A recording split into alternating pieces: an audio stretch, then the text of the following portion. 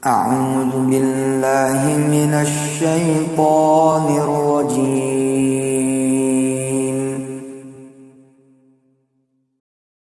Bismillahirrahmanirrahim. Assalamualaikum warahmatullahi wabarakatuh. Kita akan belajar hari ini beberapa fadilah sedekah. Di awal-awal dulu ceramah tentang sedekah, saya mengemukakan sedikitnya ada 4 fadilah sedekah. Pertama, tajlibur rizki.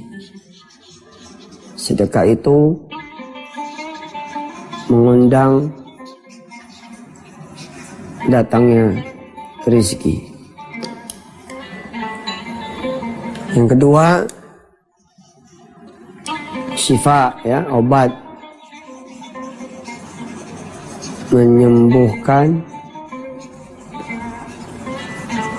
penyakit. Yang ketiga, daf'ul bala, menolak bala. Yang keempat, menjangin umur.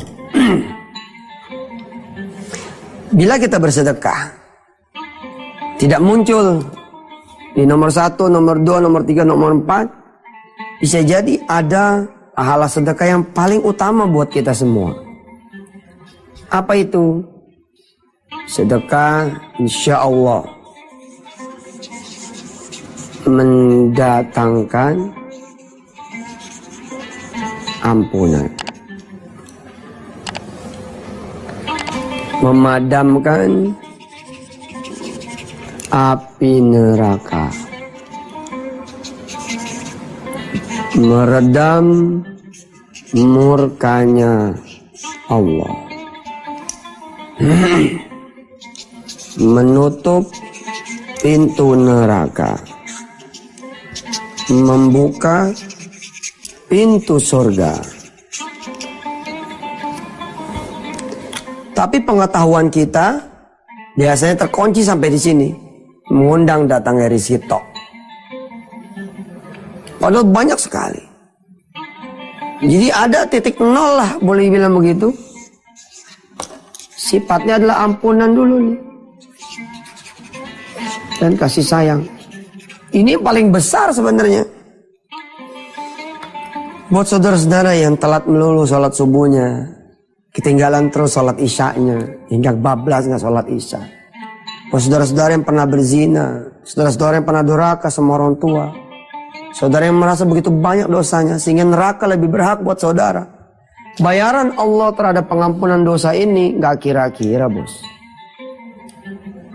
Kalau saudara punya emas 1 bumi, ditambah lagi emas 1 bumi, seluas bumi, seberat bumi, terus ini digunakan untuk menebus neraka, supaya saudara nggak diazab sama neraka, diazab sama Allah, bebas dari neraka,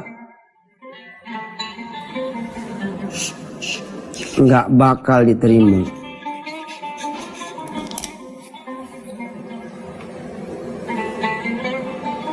Ente punya emas sebanyak bumi, seluas bumi, segede bumi, seberat bumi, punya lagi emas yang sama, dipakai nih buat nebus neraka, nggak bakal mau Allah. Lalu datanglah saudara bersedekah. Bahkan kata Rasulullah, separuh gitu loh.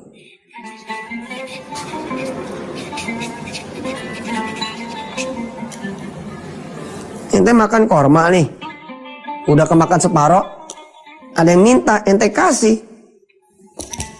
Ittaqun nar walau bisyikki tamratin. Hindarilah neraka, takutlah dengan neraka, bebaskan diri Anda dari neraka, jagalah diri Anda dari neraka, walaupun dengan sedekah separuh kurma. Cuman manusia itu kalau diampunin nggak mau gitu, maunya tuh sedekahnya dibalas sama duit. Sedekah 1 juta jadi 10 juta, sedekah 1 juta jadi 700 juta. Kalau Allah bilang aku ampuni kamu, nggak mau. Orang hidup di dunia ini sementara kok. Balasan dari Allah itu terlalu sedikit, di dunia ini terlalu sedikit. Kita boleh minta, Dan harus minta dah sama Allah mah. Tapi yang nggak boleh adalah kita menomorsatukan balasan di dunia saja. Itu yang tidak boleh. Saya sepakat itu. Bahwa yang minta dengan sedekah kita ini ampunan, kemudahan dari Allah untuk jalan ke masjid, kemudahan dari Allah untuk bisa baca Quran. Udah tua belum bisa baca Quran, saya sedekah supaya saya dimudahkan sama Allah bisa baca Quran. Sedekah supaya punya anak-anak yang soleh-solehah. Sedekah supaya punya istri atau suami yang soleh-solehah. Sedekah supaya orang tua dimudahkan Allah berangkat pergi haji. Sedekah supaya saya bisa bangun malam. Gitu. Ketika orang tidak menemukan balasan Allah, mana ya saya udah sedekah motor ini. Gak dibalas-balas, salah ini Yusuf Mansur ini. Gak benar ini. Loh benar. Nah yang menarik nanti kita akan bahas. Apakah betul Allah hanya memberikan ampunan? Kita akan lihat. Silakan. Saya memberi ilustrasi. Ada satu kejadian begitu ceritanya. Seorang bersedekah nih. Tatkala suaminya akan pergi berangkat menjual villa. Villa orang. Dia jadi broker. Tapi udah hampir pasti nih. Insya Allah lah hari ini bakal transaksi. Begitu dibayar sedekahnya, deng, si istri pun melengkapi dengan sholat duha. Oke? Jangan doa-doa. Berjalanlah si suami ini dengan dikawal doa, duha, sedekah, Quran. Sepertinya kan nggak mungkin nggak diterima dong. Nggak mungkin nggak kabul, harus hasil. Nah di sini nih yang salah. Tidak boleh kita mendikte Allah. Yang boleh adalah meminta pada Allah. Masalah nanti terserahkan sama Allah. Allah harus nih. Ya mana boleh kita ngomong harus. Ya Allah tolong. Nah, itu yang boleh. Adab namanya. Jangan juga sampai kita tidak meminta kepada Allah. Gue sih nggak ada permintaan lah sama Allah. Malu udah dicukupi semuanya. Gue sih sedekah aja. Salah juga. Munculin terus. Rasa butuh sama Allah munculin. Ente emang udah cukup. Tapi ente apa emang panjang umur? Kan belum tentu. Apa ente besok gak bakal kecelakaan? Kan belum tentu. Anak ente udah pulang belum dari sekolahan? Pada saat ente ngomong, ane emang gak ada permintaan sama Allah, malu. Pada saat yang sama anak ente belum pulang dari sekolahan. Anak ibu bapak belum pulang dari sekolahan. Siapa yang menjamin anak ibu bapak bakal selamat nyampe rumah? Pada saat bapak ngomong seperti itu, istri lagi kondangan. Walaupun kondangannya dekat. Amintum, amintum. Allah nanya yang pertama amintum, yang kedua amintum di surah Al-Mulk. Jangan pernah kita merasa aman. Dus juga jangan pernah merasa cukup. Terus dong minta sama Allah. Salah lagi tuh kalau kita nggak minta sama Allah. Terus minta. Ya memang sih alhamdulillah rumah sudah ada, anak sudah cukup. Apalagi permintaannya, ya mikir. Memang ada orang-orang di dunia ini, ada orang-orang di dunia ini yang tidak tahu harus minta apa sama Allah. Dia merasa sudah cukup. Tapi please coba lihat tetangga kanan kiri. Saudara kanan kiri, ternyata ada saudara kanan kiri yang belum umroh. Belum punya rumah yang layak. Masalah di anak keturunannya, sekolah, kuliah. Nah, kepada mereka, untuk mereka, minta kepada Allah. Ya Allah, makasih udah kasih saya kecukupan. Tapi kalau bisa tambahinlah usaha saya ini. Satu cabang aja lagi. Nanti cabangnya ini buat saudara-saudara saya hasil. Cakep. Muncul terus permintaan. Tapi saudara mendikte Allah nggak boleh. Harus nih. Kalau mau dihalusin dikit. Ya Allah saya sedekah nih. Kalau bisa buat bayar utang. Jangan ke dosa lo deh. Dosa ya.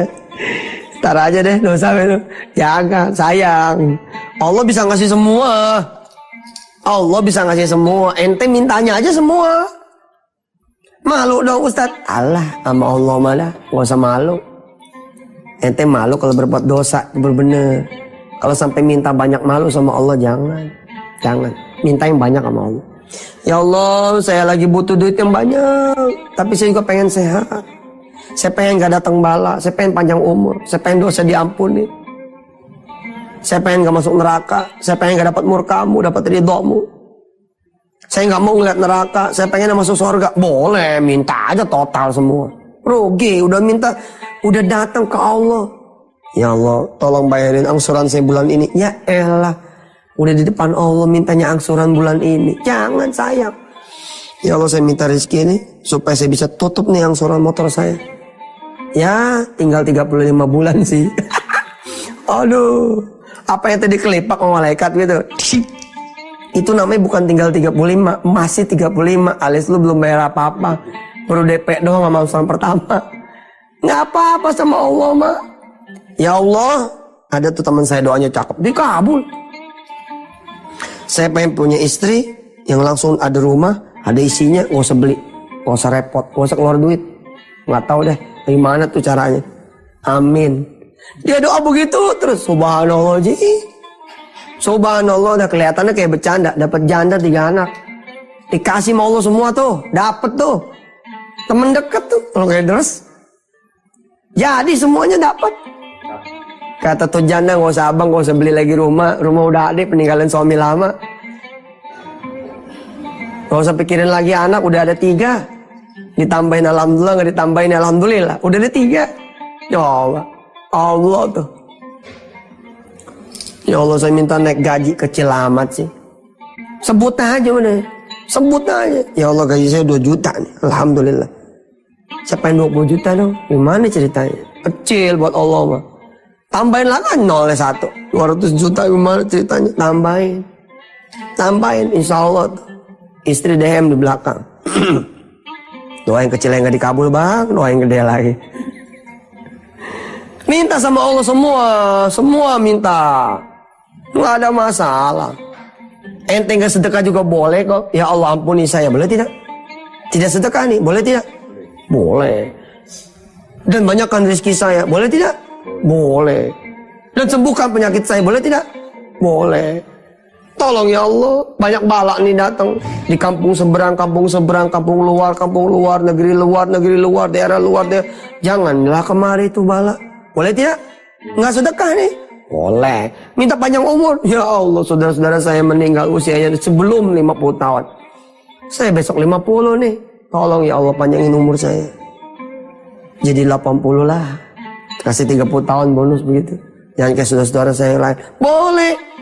Apalagi ente sedekah, tambah boleh lagi. Tapi ingat, jangan mendikte Allah. Jangan mendikte Allah. Silakan. Jadi bila mana ada orang mengatakan saya sudah sedekah kok belum diganti sama Allah, barangkali dia belum melihat dan merasakan kebesaran Allah, kebenaran Allah, kekuasaan Allah di dalam janji sedekah di urusan dia yang lain.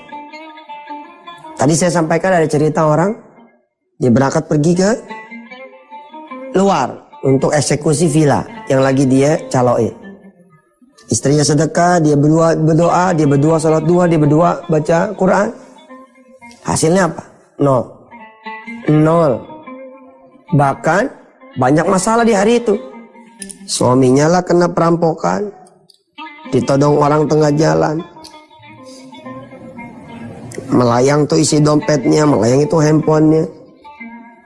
Kalau sedekah tidak dimengerti, balasan itu begitu luas dan banyak dari Allah, tentu orang malas sedekah. Kapok mundur, bohong itu sedekah. Aneh nih korbannya, udah sedekah mana? Laki aneh malah ditodong tengah jalan, anak aneh malah celaka. Boro-boro duit aneh dipulangin, sila laku, dapat untung. Yang terjadi seperti itu. Ngomong kemana-mana, jangan nonton lagi wisata hati Antep, bohongin. Sob Mansur mah pengen sedekahnya doang dari orang. Tapi nggak apa-apa. Allah mah dirasanin tetap aja Allah bagi.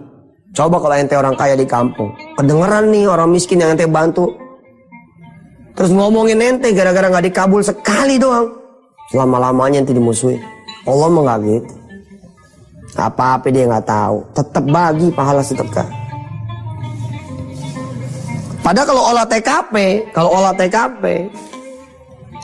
kita olah TKP nih. Hari itu ternyata suaminya belum tentu kembali.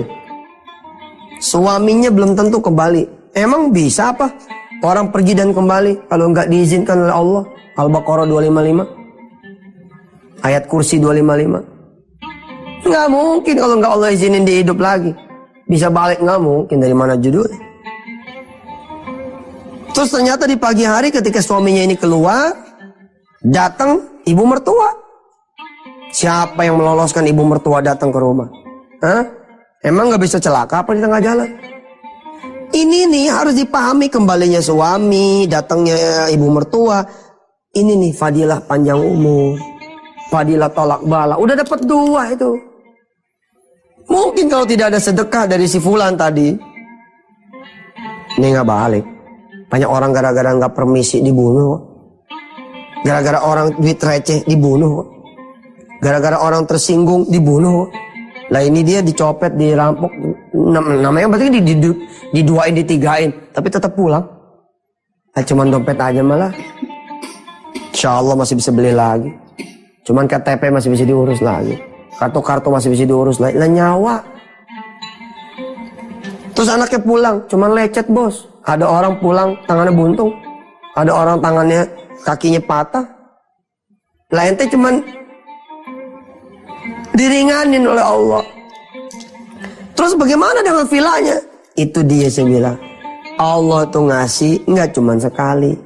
Tapi apa Rasulullah bersabda? Baliyasdad, baliyasdad, baliyasdad. 3 kali. Bertambah, bertambah, dan bertambah. Baliyasdad, baliyasdad, baliyasdad. 4 bulan berlangsung, udah lupa deh nih orang. Rukonya, vilanya udah nggak tahu dah tuh. Yang beli gue udah nggak nanya lagi, yang jual gue udah nggak nanya lagi. SMS masuk. Masih ada vilanya? Waduh, nggak tahu nih. 4 bulan nih. Coba tanya lagi deh, masih ada nggak? Temenannya maju lagi nih. Loh, lo nggak? Oh iya, oke, tutup. Tadi dia mau nanya, emangnya gak jadi kemarin? Tutup. Telepon yang satu. Bu maaf, itu villa yang kemarin masih ada nggak ya? Masih pak, masih. Harganya bagaimana? Masih kayak yang sama. Gimana? Jadi nggak yang sekarang? Tahu deh. Kita coba kontak lagi, janjian dulu, janjian. Dungdang, deal. Dapatlah tuh kemudian komisi 2,5% atau 5% gitu, ha? Kalau angkat tuh villa 2 miliar, lumayan. Dapat 100 juta. Atau 50 juta, lumayan bos. Oh lumayan, udah lupa tuh dia. Allah masih tetap ingat. Dia udah lupa, Allah masih tetap ingat. Dia udah marah-marah, Allah enggak. Dia ngerasanin Allah, dia enggak. Kita emang gak ada sabar. Allah maha sabar. Allah nunggu sampai kita taubat. Ditunggu terus. Bahkan nyawa udah tenggorokan pun ditunggu untuk istighfar. Ditunggu, ente ditunggu buat istighfar. Tapi giliran kita melakukan sesuatu ngarap balasan Allah, kita nggak ada sabarnya. Yang nggak boleh bukan ngarap balasan Allah, itu boleh. Tapi yang tidak boleh ente nggak sabar. Banyak buruk sangkanya. Jangan dong, kalau udah percaya, udah ngelakuin, sabarnya digedein. Baik sangkanya juga digedein. Husnudzon sama Allah. Alhamdulillah ya bang, abang cuman dirampok doang. Orang lain mah abang dibunuh. Sama motor-motornya diambil. Dan ternyata berbuah juga begitu. Berbuah juga. Itu sedekah tuh. Ya. Besok insya Allah kita masuk Al-Baqarah ayat 257. Ini dia sebagiannya. Allah yang melindungi kita. Kenapa? Allahu waliyul ladzina amanu yukhrijuhum minadh dhulumati ilan nur. Kita besok bahas ini. Betapa Allah kemudian sebelum nyampe ke 261, Allah hadiahkan dulu kepada kita ayat-ayatnya yang lain yang membuat kita menjadi yakin dan percaya bahwa yang memberi ini adalah Allah Subhanahu wa taala. Yang menjanjikanlah Allah Subhanahu wa taala yang punya alam ini dan segala isinya. Kalaupun Allah kasih adalah pengasih itu dari Dia. Kalaupun Allah tahan, yang Allah tahan pun rezeki Dia. Terserah Allah aja. Bismillahirrahmanirrahim. Rabb, bikin teman-teman pada bisa sedekah. Dan kalau sudah bersedekah, bikin teman-teman pada sabar, pada ikhlas, pada makin getol ibadahnya. Dia nggak bocorin sama maksiat dan dosanya. Bikin teman-teman jagoan sedekah, tapi jagoan juga disabarnya. sabarnya jago, ikhlasnya jago, baik sangka juga jago. Dia nggak pernah ngerasain Allah. Mana udah sedekah, nggak pernah. Karena Engkau hadiahkan rasa itu kepada mereka semua yang bersedekah. Tambahin ilmunya ya Rabb, tambahin ilmunya ya Rabb, tambahin ilmunya ya Rabb. Rabbana 'alaika tawakkalna wa ilaika anabnal masir. Alhamdulillahirabbil alamin. Pemirsa, saling doa mendoakan ya. Mudah-mudahan kita satu jalur menuju surganya Allah Subhanahu wa taala. Jazakumullah, saya Yusuf Mansur. Wassalamualaikum warahmatullahi wabarakatuh.